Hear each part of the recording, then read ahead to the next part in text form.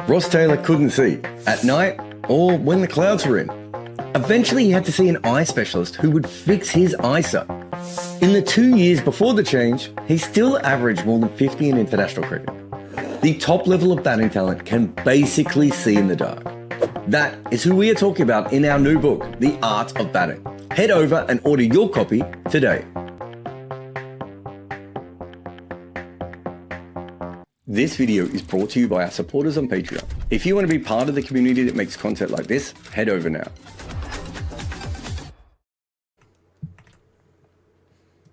Hello everyone and welcome to another Third Innings episode. I'm Varun and I'm joined by Shayan. So Shayan, after about 41 years of Asia Cups, India Pakistan are finally playing each other in a final. Like ACC must be absolutely elated. We have three India Pakistan games. Who the hell knows what nonsense we'll see on Sunday, both on and off the field. On field nonsense I'm all for, but the off field nonsense already terrifies me a bit. Yeah, I mean, finally we're going to see an India-Pakistan final. Like, every time it happens, it so happens that one of either of the two sides misses out. Like the last time it was India-Sri Lanka. In the last T20 one, it was Pakistan and Sri Lanka. And what was the one before that? The one in 2018, right? Yeah, I think that's when India and Bangladesh. That was India-Bangladesh. ODI. Yeah, the ODI one. Right, and even 2016 was India and Bangladesh actually. So even Bangladesh made a couple of finals. Even 2012 was Pakistan and Bangladesh, and 2014 was Pakistan and Sri Lanka, if I'm not wrong. Yeah. Right? Correct. Yeah. Yep. Yeah, so I think those were most of the Asia Cups that I have watched in my lifetime, and I think so in an India-Pakistan final, yeah, let's see what happens. Honestly, I didn't really think that Bangladesh will lose this match after the first innings. I was pretty much like, I expected that they should be able to chase this down because of all the... So, like, there has been some sort of an uptick in their batting, right? Like, I did the piece and there's definitely some improvement in their batting. But again, if we see their lineup, they didn't have Liton today. They didn't have Tanzeel Hassan either. So, I mean, their batting was a bit different today, you could say. And ultimately, I would say they were trying to go for their shots, but they batted pretty poorly. And like just before this lively Rakshit and I were talking, and it was basically the fact that in the first 10 overs, they hit 5 sixes, they hit 1 4. But do you think that's enough? Like, even for modern T20s, I get the 6 hitting and everything, but surely some sort of game sense also, like especially in a low tricky run chase like this, I think it does make sense to, be good at strike rotation as well at the same time, along with hitting sixes. And just 1 4, I don't think cuts it. Yeah, I completely agree with you. Like, this is we talk about this is the perfect anchor run chase, right? I think the moment Saif Hassan got it, I was like, they're not gonna win this. I'm like, I just had no faith in the Bangladesh lineup. But it was funny watching. I think Behram was like more hopeful than I think most of the people were. It's hilarious. I think if you watch all the Bangladeshi fans, like, the game's done. Because I'm like, you needed a Saif Hassan 50 of like 36 or something to win this. I don't think they had. Yeah, even a 50 or 40 would have done well in this game, honestly. Like anything. I think if you got a 50, they probably win this easily, right? I think it's just, they just aren't making enough runs outside the top three, and they drop, you wanted to rant about this ago, they drop one of the high intent batters.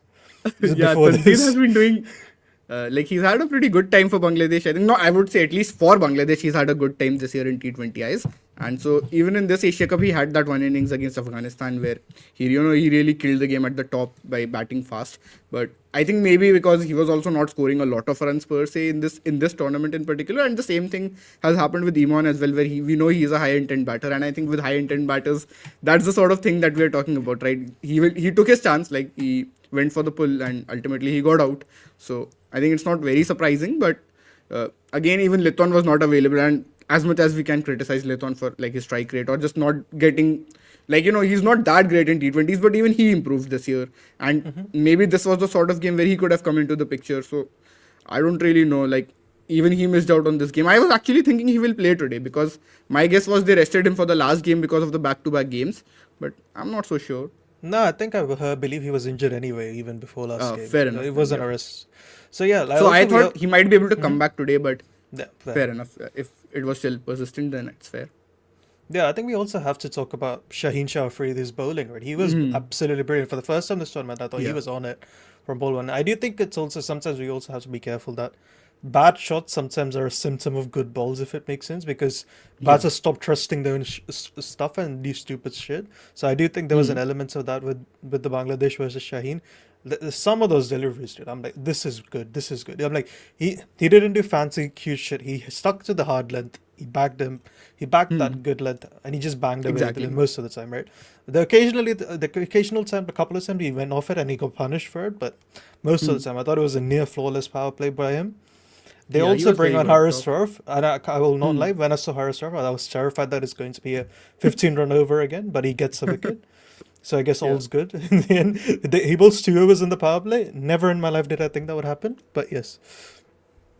Yeah, I think this is what we were talking about in the previous game, right? When Pakistan Sri Lanka, I think the idea with getting Harris Roth in the power play is always to like try and chase wickets, which I think makes sense when you're defending such a low total. What are you going to do with like saving runs? Like the reason why Harris Roth, I think, plays T20 cricket is because we know that he has the ability to pick up wickets, and even towards the end, he took the wicket, and like of course, like you do expect him to be able to clean up the tail bet, so that was not really that difficult, but ultimately the point is that he was brought on early on, and he took that important wicket. And yes, I think there was a six as well, right? Like I think it was a miss hit, like basically a false shot of sorts. So was it Nurul Hassan of his first ball? Like he tried to hit, but the ball went like on the offside behind square, and that was a six. But he kept trying shots all the while in that time. So that was there, I think. Yeah. Who does Saif Hassan hit a 6 versus? Uh, Yeah, Saif hits a 6 versus Harris too. That's what I remembered. That was a good in the, shot. That was a in the very first good over, shot. exactly. The Yeah, first the over he second goes for delivery. 10 runs. Yep. Yeah, the next over he takes the wicket of, Saif, exactly. Yeah.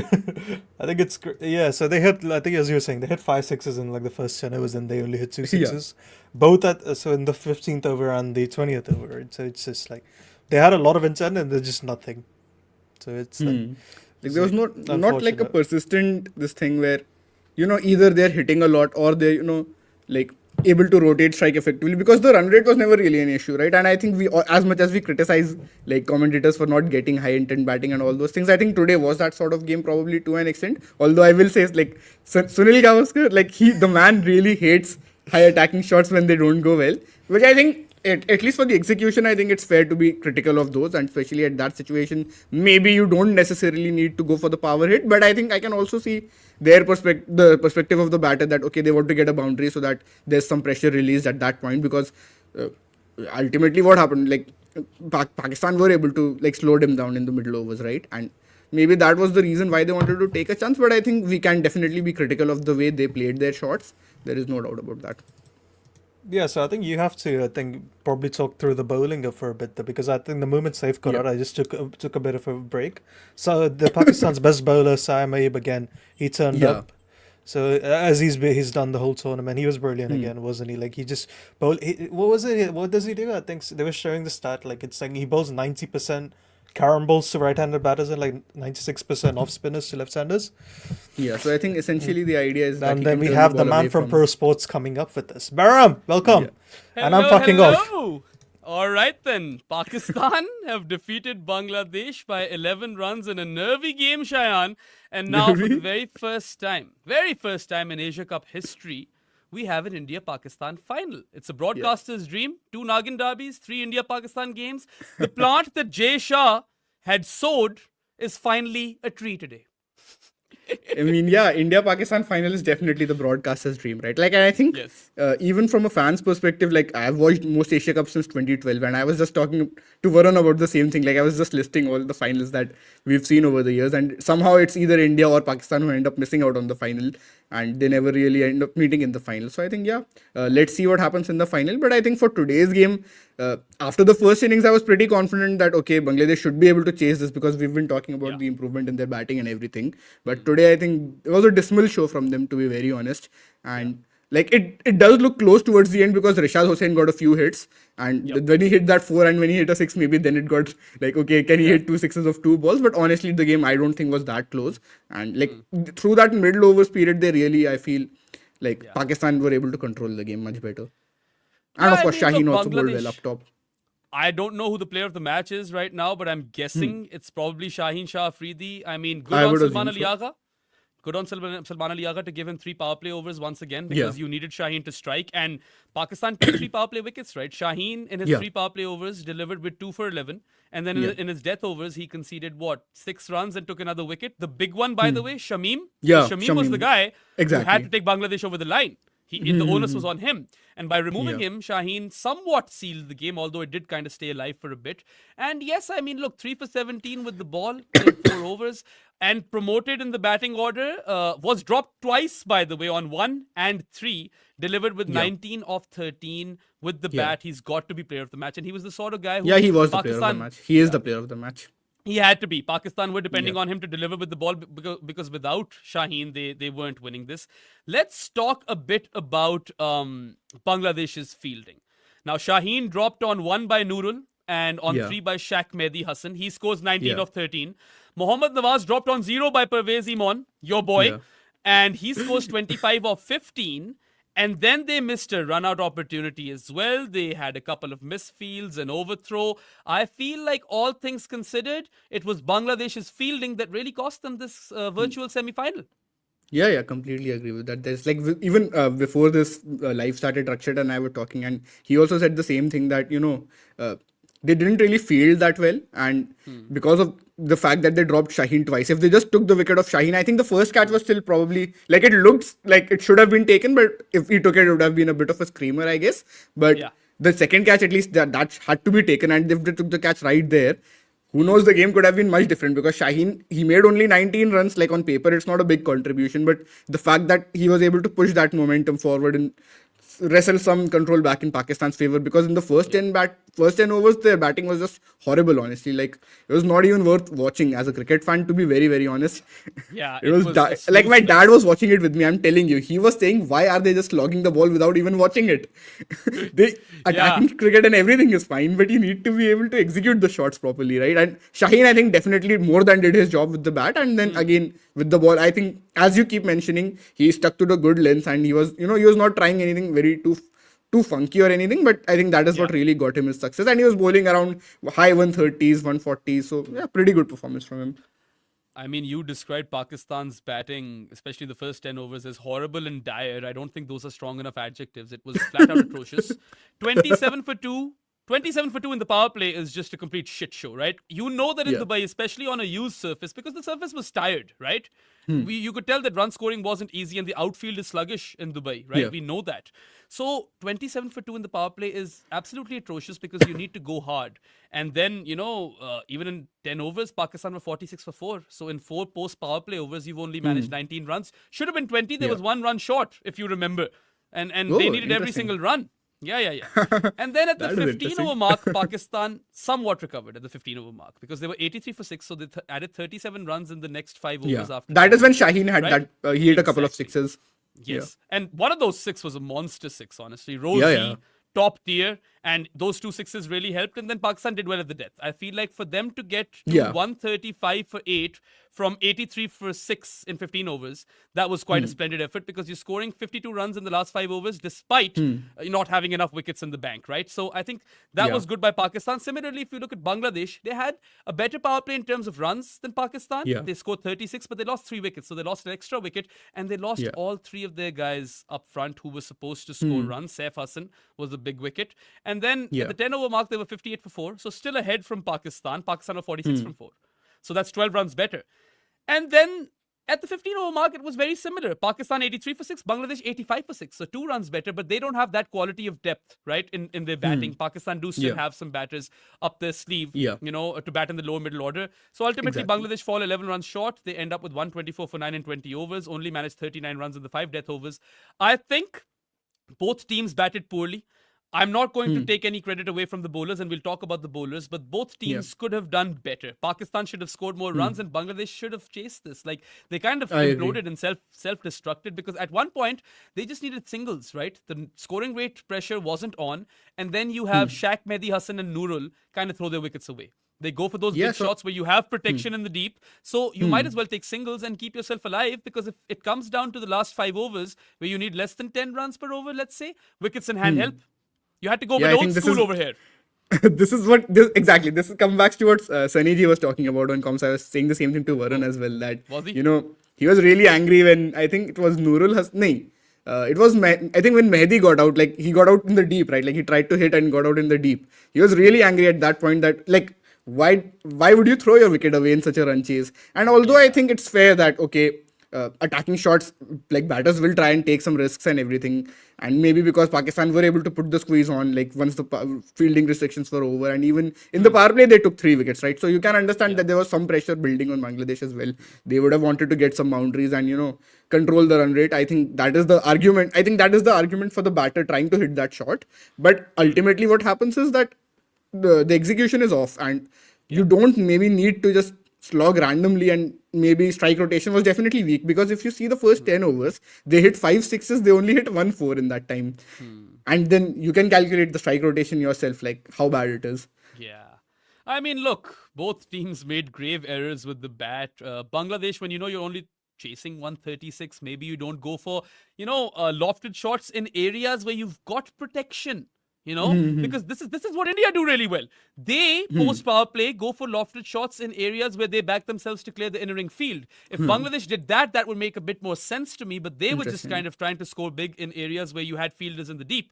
So I feel like that was a big error. And how crazy was that drop catch in the end? I mean, Pakistan was splendid in the field, despite that golden run-out opportunity that was missed, if you remember. And, of course, that didn't hurt Pakistan because Saif Hassan fell almost instantly. But then again, Saim took 2 catches. They were generally really good catching the ball, in stark contrast to Bangladesh. But that Nawaz dropped catch towards the end, even though the game was kind of done, you were like, okay, they've prolonged it and they've given Bangladesh a sliver of hope or a glimmer of hope. And I feel like, I mean, I know it wasn't as close as the scorecard suggests, but it was for a vast majority of the game. It was very close, man. Bangladesh were in it for a long, long time.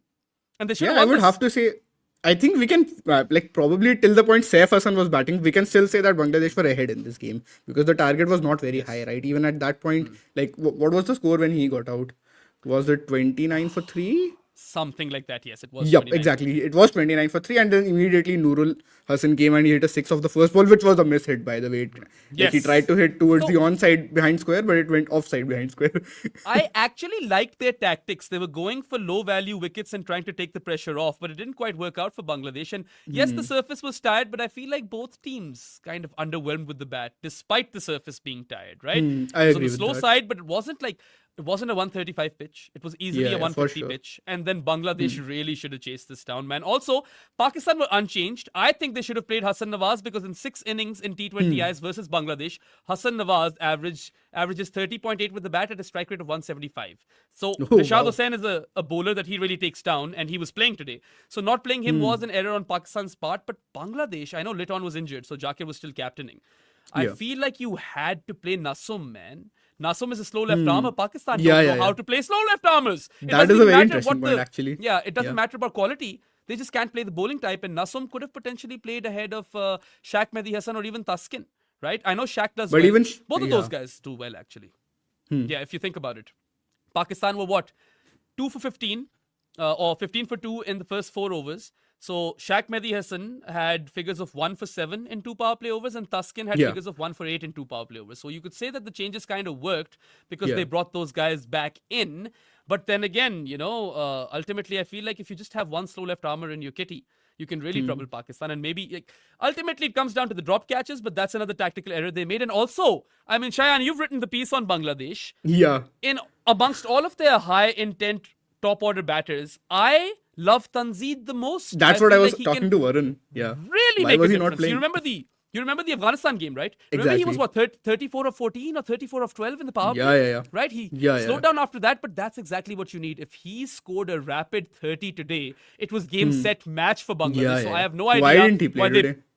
Why did they replace him with Nurul? He's not even a top order bat. You're shuffling everyone. Ridoy has to come at first drop now. So that was a tactical blunder by Bangladesh. Fair point, I think, I would have to say, because I was also thinking the same thing, like why did Tanzeed not play? And because Tanzeed has been one of their, at least he has performed decently for them. And even I would argue, fair that Liton missed out, I think, because of injury eventually, but this was the sort of game where maybe someone, we know he is a talented player that we are aware of, right?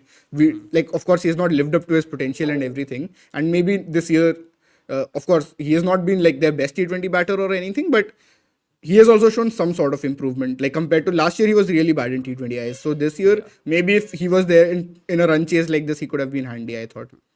Dude, I was shocked when I saw that Nasum and Tanzeed aren't playing. I was absolutely shocked because I felt like Tanzeed is the guy who can take the game away from the opposition. If I trust one Bangladesh batter to do that, it was him. They benched him. And Nasum is a slow left armer, so that was a mistake. And I actually liked the fact that they brought in, a bowler for Saifuddin because he wasn't impressive versus India, barring one death over.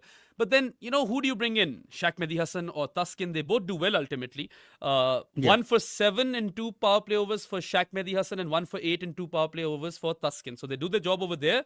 End up with 2 for 28 for Shaq Mehdi Hassan and 3 for 28 for Taskin. So overall, they kind of do their job. Maybe I think the bowling was fine, more or less. Yeah. I mean, look, only the Fizz went for over 30 runs, which is incredible because you'd think he'd be the best bowler, right? He goes for 1 for 33 in his 4 overs. Shocking. And 3 guys go for 28 runs. Shaq Mehdi Hassan 2 for 28, Taskin 3 for 28, Tanzeem none for 28.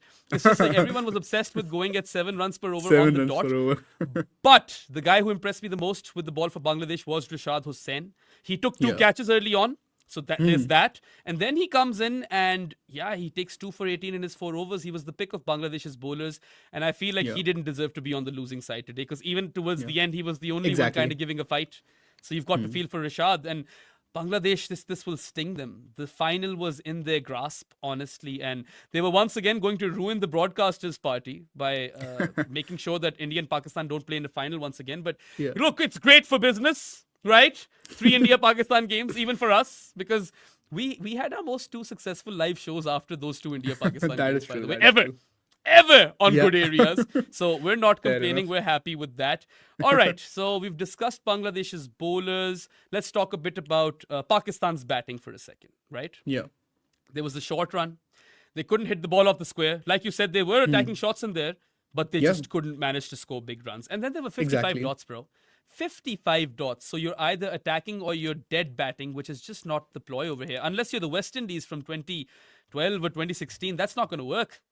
True. Because I think the point is that when you try to play attacking shots, it doesn't just mean that, okay, you come and just start slogging randomly and just you're not, you're trying to score fast just by attacking fast. Yeah. But I don't really think it works that way. You need to have your plans in place even within that.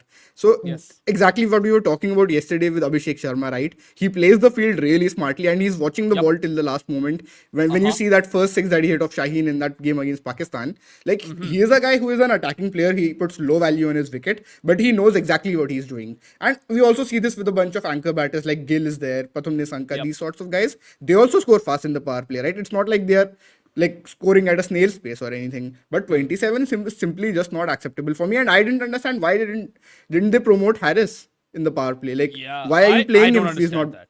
I just do not get this tactical inflexibility at times. India wastes Sanju Samson. Pakistan wastes Mohammad Haris. He played all right. What's his score at the end? 31 or 31 of 23? One of Pakistan's I think he does well. He's probably their best batter, isn't he? He had that ramp shot for 6 versus the Fizz, which ultimately is a very crucial shot, right? Because the margin is really low. So I feel like it was a crucial knock by him. Although he was batting out of position, I agree with you.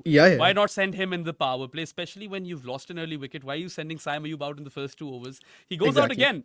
Another duck. 4 ducks for Saim Ayub in this Asia Cup. That's the joint most number of ducks in a multi-nation tournament ever. And this time it was a bronze duck. So 2 golden ducks, 1 silver duck, now 1 bronze duck. 0 of 3 has happened. Yeah. Fibonacci continues for his ducks at least. It's his bowling that's keeping him in this team, right? I mean, that's enough ducks to feed New Zealand, like I always say. But exceptional with the ball. As poor as he's been with the bat, he's turned up with the ball pretty much every single time for Pakistan, barring a couple of games here and there. 2 for 16 today in 4 overs, takes 2 catches as well. So he makes up for that bronze duck. And I mean, look, you look at him bowling in those middle overs and he kind of puts the brakes on Bangladesh. They did not read his carom ball really well, did they? Yeah, I think this is what Varun was saying, right? Like to the right-handers, he bowls carom balls. To the left-handers, he bowls off-spin. So I think that's pretty smart stuff from him. Yeah. And when you saw that wicket of Jakar Ali as well, when Jakar backed away a bit and he tried to hit, but like he was like Saim Ayub was smart enough to bowl wide. So I think that was good stuff from him right there, like smart game awareness right there. And Absolutely. I think it also shows flexibility that he not only does he bowl in the power play, he can also bowl in the middle overs. So I think that's pretty interesting from Pakistan's bowling perspective. But the point is, because he's not making runs, I think even Waqar said this in the mid innings show that if he's not making runs, like what use is his bowling? Like, of course, like today it was very critical, but like how are they going to manage the situation in like the matches to come? That will be interesting to see for sure. Because honestly, this is what even Varun and I we were talking about this, and at this point it really seems like Pakistan should just get back one of Rizwan or Babar, man. Honestly, Dude, I think like there are news stories coming in, still rumors I would say, but reports suggest that Babar might be back for the South I'm Africa okay series. with that, bro. These guys, I mean, seriously, honestly, at least he's a good batter, right? Even if Exactly. he's slow. But then, Yeah. look, I think Saim Ayub does provide flexibility because of his No bowling. doubts. 2 for 16 and 4 overs are better figures than Rashad Hussain, right? Let's be Yeah, real. he And was that very good with the ball. Bangladesh's. He was Pakistan's Yeah. best spinner today because Nawaz plays a very crucial hand with both bat and ball. He drops the catch, but with the bat, his 15 ball 25 was absolutely crucial. He gets dropped Yeah. on 0. Again, Bangladesh's fielding really cost them the game, but 25 Yeah. off 15 with the bat and 1 for 14 in 3 overs with the ball. I felt like Salman Aliaga had a weird captaincy game. It was the right idea to go with Shaheen and Fahim Ashraf with the new ball because it was doing a bit. So that was fine, even if Fahim only bowls 1 over. I was kind of skeptical of giving Haris Rauf 2 power play overs, but he takes a wicket. He takes Saif Hassan, so that's the big one, right? And Yeah, then exactly. giving Shaheen 3 power play overs was also the right call. But if you remember, in the death overs, I don't know if it was over 15 or over 16, but whatever it was, Shamim was struggling versus Nawaz, and Nawaz had taken 1 for 14 in 3 overs. He brings back Abrar, and Shamim gets going, right? Abrar had a poor game. that is true. Yeah. None for 23 Yeah, in 3 yeah. overs. So I feel like it didn't hurt Pakistan, but that was a captaincy error. You had to keep Nawaz on, not give that over to Abrar, and that could have made things even easier for Pakistan. So he had a perfect captaincy game, Salman Aliaga, in Pakistan's previous victory. This time around, I feel like he did make some errors, but Pakistan were lucky enough, or they should thank Bangladesh that they really did implode. I mean, this is self-destruction 101. And I think there are like only 2 teams who are capable of imploding like this, and that's Pakistan and Bangladesh, right? They've got a history of imploding like this. It's really funny. It's like, which team will play the shittier cricket? And that's what it ultimately was. But here's a question for you. So is Pakistan the second best team in Asia then? I think this is what Rakshit was talking about before we was talking about we should do a piece on who the second best team in Asia is and everything. I was like, maybe Jared isn't that interested. I don't know for sure. When I suggested it to him last week, he wasn't that keen, I think. But the point being that, in Asia, probably now Pakistan have answered that question. They might just be the second best team in Asia right now.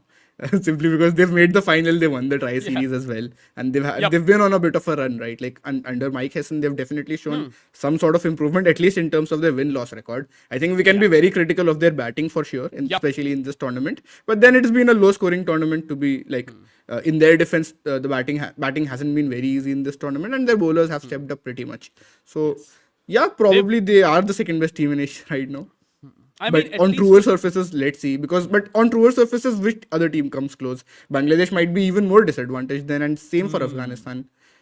Thing is that Pakistan on truer surfaces could bring in like a Wasim Jr. as well if it's not turning at all, right? So And they have were scoring options. fast against Bangladesh on those home wickets, right?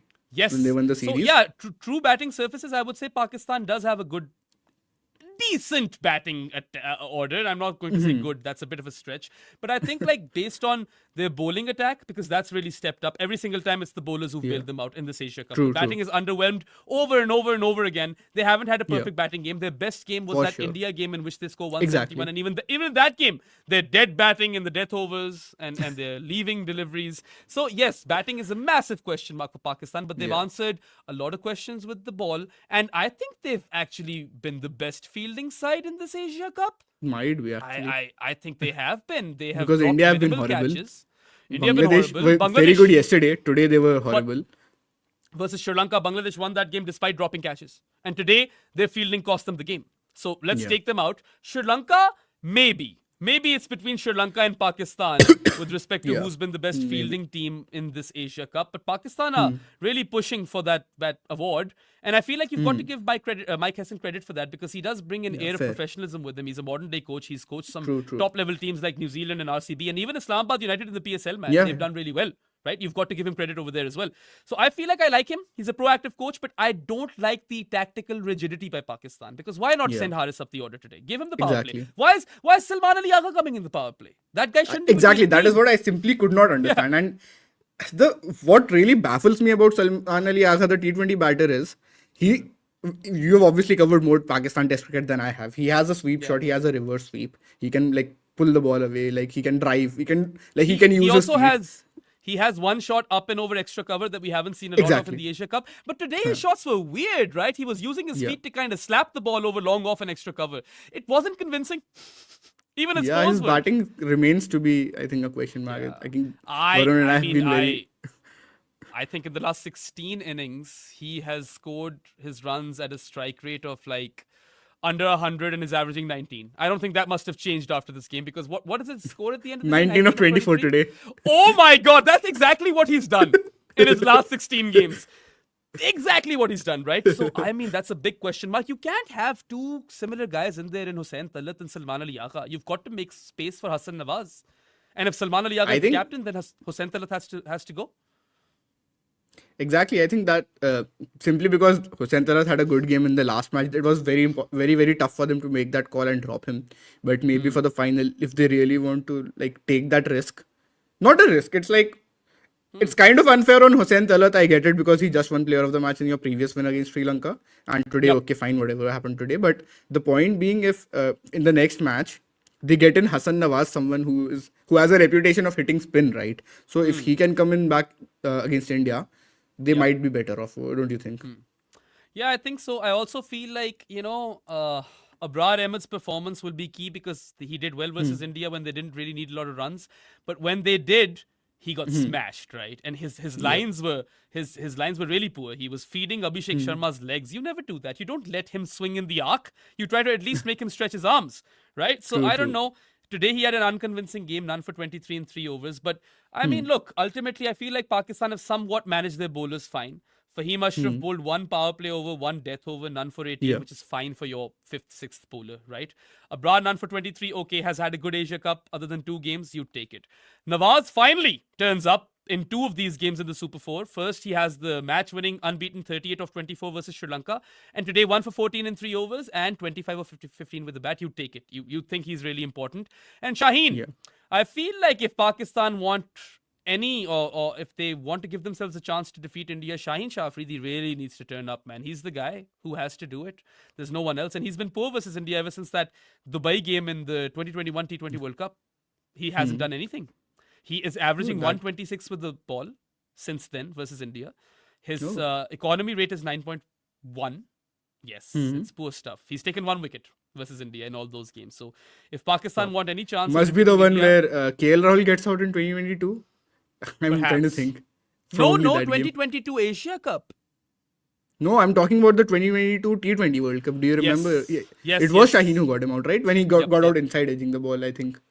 Yeah, maybe Shaheen, maybe Naseem, though, because Naseem used to get him. Oh, yeah, it could be Naseem as well. My bad. He actually's done that a few times. Naseem Shah, he used to get KL. Yeah, could be Naseem actually. It's crazy how long KL actually played for India's T20I side.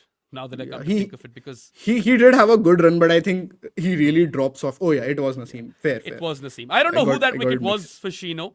But anyway, now I'm interested to see. But anyways, yeah. I feel like Pakistan, if they can somehow manage to win the toss, I mean, there's a good chance they do. India suck at tosses, and they can get India to bat first, and they can maybe take 3 to 4 power play wickets. That's their best chance, but that even doesn't guarantee a win, because let's suppose India gets 150. Varun, Kuldeep, and Bumrah. 12 overs of those guys can defend 150 for you, especially in these conditions. So it's still tough work. And I'm going to give them a 10% or 15% chance at best. That cannot give them more than that. Even on the given, or everyone says given day, anything can happen in T20s. You need so many things for you to go right versus India, that they can play shit cricket. They can play their C game. They can falter big time in not 1 but 2 departments, and they can still beat you, right? So Pakistan will be well aware. And I mean, look, the pressure will be on, but India probably feel it a bit more because everyone expects them to win. Pakistan have already done more than expected. No one thought they'd play the final. Point, I think. Yeah, they've done well to make it to the final. And India, it's a failure for them in the Asia Cup if they lose the final. So in that regard, there's a slight edge for Pakistan, although that's the only edge they have. right?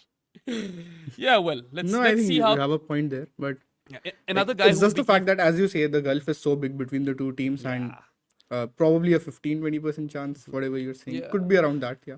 15% at best. Bluey with a super chat says, doesn't it feel like Pakistan win the final? Will losing give India the kick in the backside to finally pick their best team and stop messing around? India have an opportunity tomorrow versus Sri Lanka to do exactly that. That's what Shayan and I discussed yesterday. That enough Yeah. mucking around with the batting order. Now, Yeah. you've been playing your best team. You're unchanged. Just go ahead and play exactly how you would versus a top side, and let's see what Yeah. happens there. Enough of this experimentation. Don't mess up the batting True. orders. And yeah, do better in the field. I mean, sure, the Ring of Fire makes things complicated, but you've dropped, 10 catches in 2 games? So that's not on. I don't think Pakistan can defeat India, but sport is a funny thing, I suppose. I don't know. Corner taken quickly. Origi! My hot take of Pakistan being the best batting lineup in the tourney is down the drain. I am an idiot. This Asia Cup has Champions Trophy 17 vibes all over it. I disagree.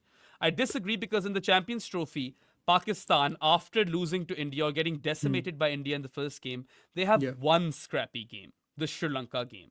They defeat South Africa convincingly, although rain helped. They blew England away in Cardiff. Yeah. And then even the final was completely one-sided. So I think it's different. This has been scrappy stuff from Pakistan, but their bowling and fielding has bailed them out. And that's why they've won, 4 games out of 6, which again is good, right? They've only lost the India games, which is what I think makes them the second best team in Asia. But then again, it's India up in the final, man. I think it's a success for them despite winning or losing. Like, if they lose the final, it's still a success for them in this tournament. But Yeah, I think- they're going to give themselves a shot over here because that's how cricket teams think. And I mean, from everything we've seen from both sides, all the ugly stuff that has happened in this tournament, it's going to be a fiery game. We already know that. And let's just hope it doesn't get any more ugly. Anyway, Shiva Subramaniam he asks, if both Farhan and Abhishek get out early on Sunday, then we can see a tight, close, and blockbuster match. Otherwise, if Abhishek scores, one-sided match. I don't know why you've included Farhan in this.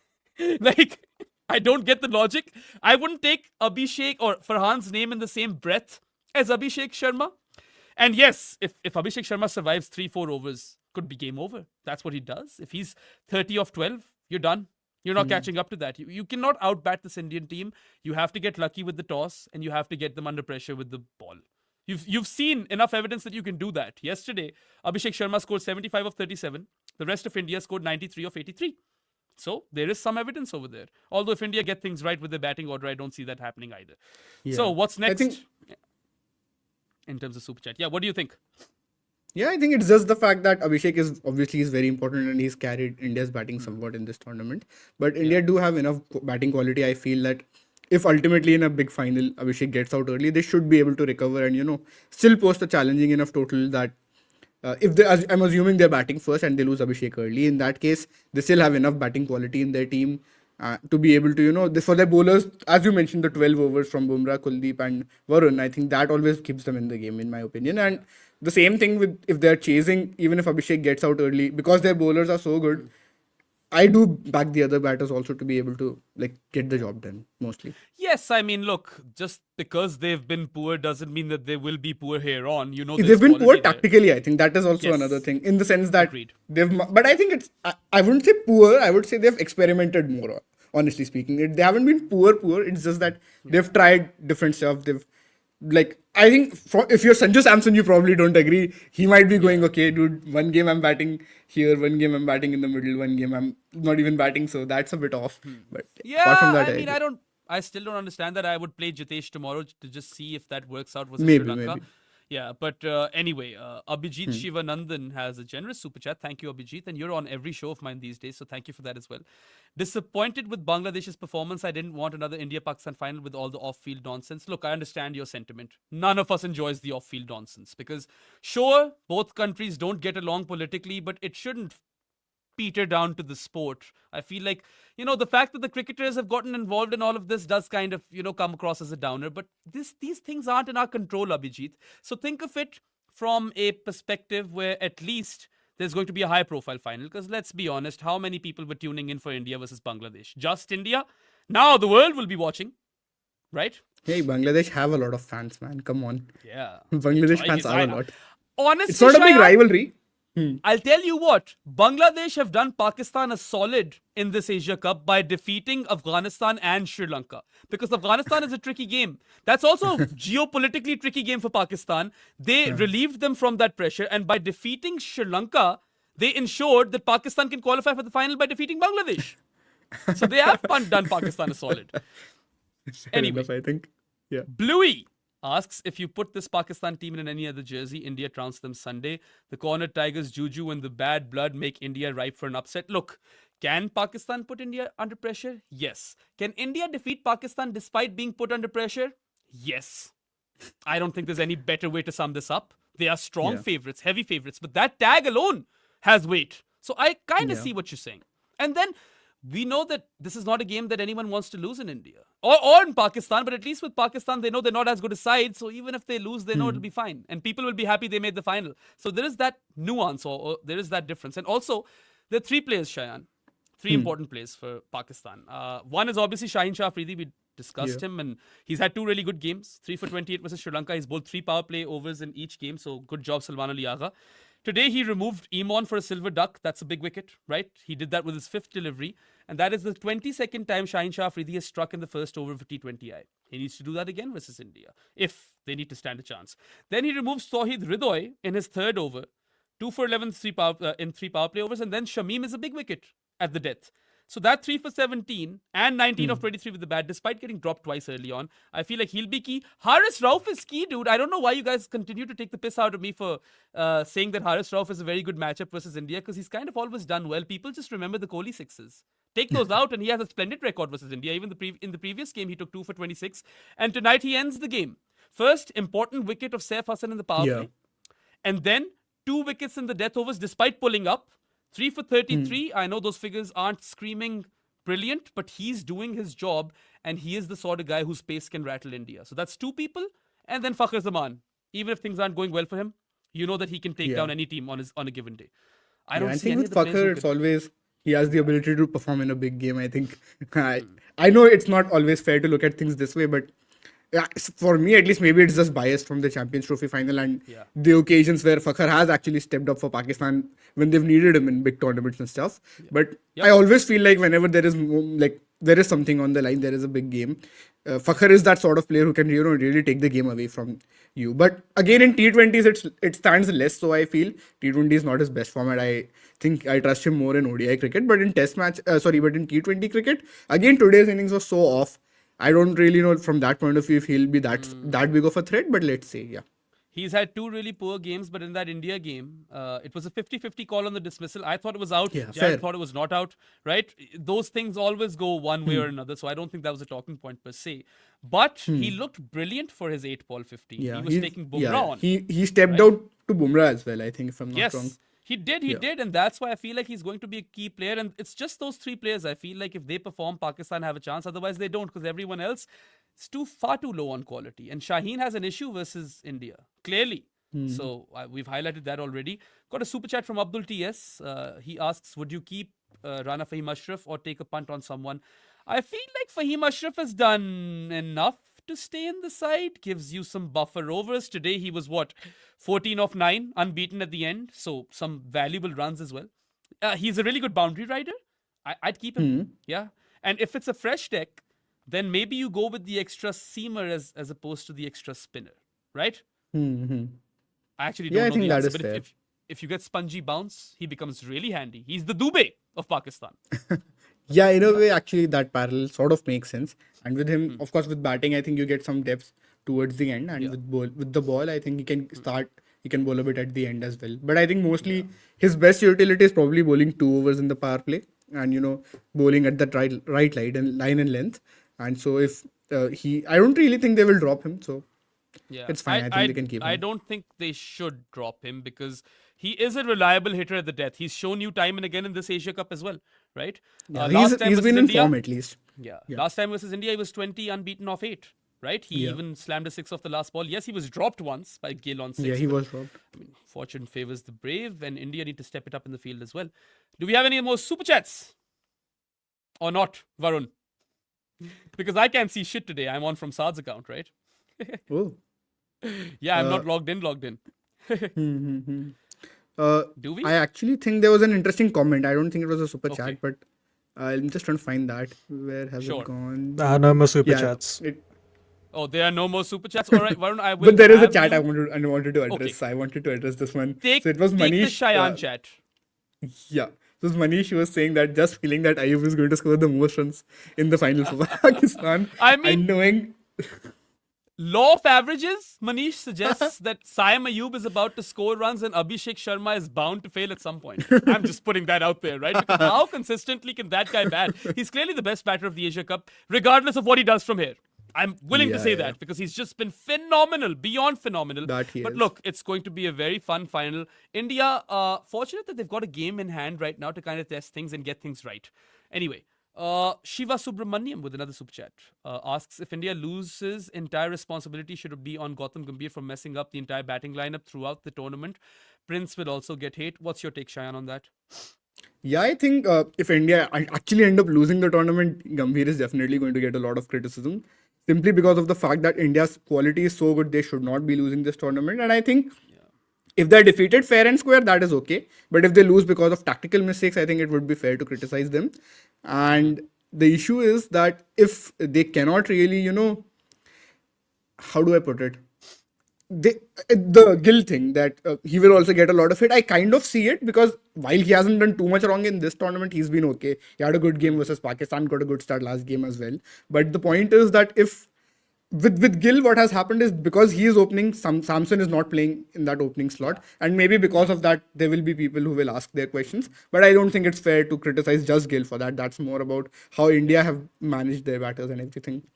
Gill's done all right as well, but yes, I mean they have a prime opportunity to test out Jitesh tomorrow. But because the bowling order or bowling attack is sorted, I don't think Yeah. India need Also to do with much. Dubey, I think I do not think they should see him as a spin hitter anymore. Yeah. Honestly speaking, because he has They've- regressed a bit against spin, even in the They've IPL got- and again in this tournament.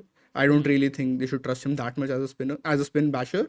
But yeah, maybe they can stick back to again, Okay, let's say they don't play Samson in the next match against Sri Lanka. They don't play Samson. They get Jitesh in place of him. Then I think their batting order can be pretty sorted because they can go Gill, Abhishek up top, and then they can go Surya, Tilak at 3-4. And with Dubey, with Akshar actually at 5, I would say you use him more as a spin hitter.